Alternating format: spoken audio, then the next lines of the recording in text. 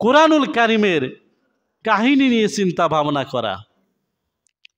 মহান আল্লাহ রাব্বুল আলামিন কুরআনুল কারীমেতে অনেক কাহিনী উপস্থাপন করেছেন। নবী রাসূলদের কাহিনী এবং আগেকার যুগের অনেক মানুষদের কথা, অনেক মানুষদের কার্যকলাপ কোরআনের মধ্যে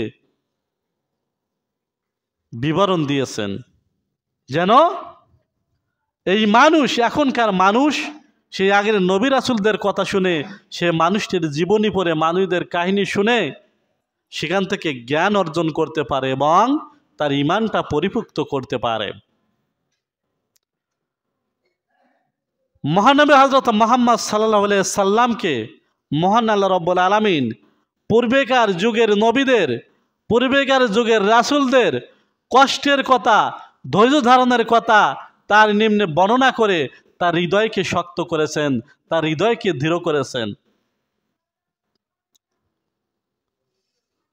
সম্মানিত উপস্থিতি,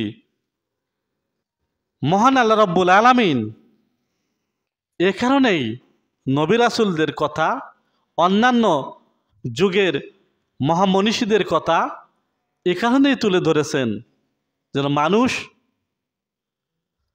এই কাহিনীগুলো পড়ে, কাহিনীগুলো থেকে জ্ঞানার্জন করতে পারে, কাহিনীগুলো দেখে কাহিনীগুলো থেকে শিক্ষা অর্জন করতে পারে এবং নিজের ঈমান এবং আমলকে পরিচ্ছন্ন করে, পরিশুদ্ধ করে নিজের ঈমানকে আরো শক্তিশালী করে তুলতে পারে।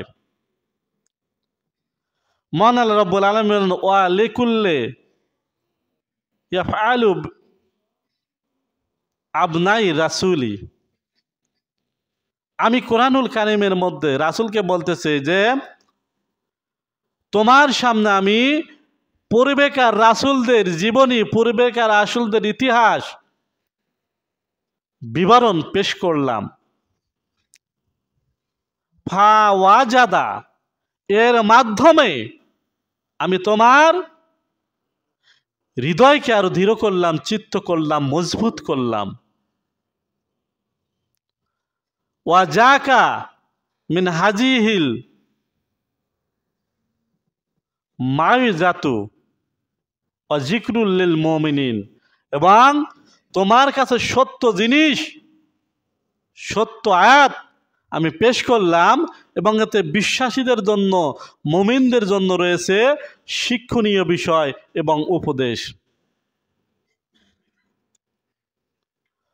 পবিত্র কুরআনুল কারীমের এমন কোনো কাহিনী নেই, এমন কোনো উপমা নেই, এমন কোনো উদাহরণ নেই যেখান থেকে আমরা শিক্ষা অর্জন করতে পারি না। আমরা প্রতিটি কথা, প্রতিটি উদাহরণ, প্রতিটি কাহিনী নিয়ে যদি একটু গবেষণা করি, একটু চিন্তা করি, একটু ভাবনা করি, তাহলে সেখান থেকে আমরা কোনো না কোনো জ্ঞান অর্জন করতে পারবো।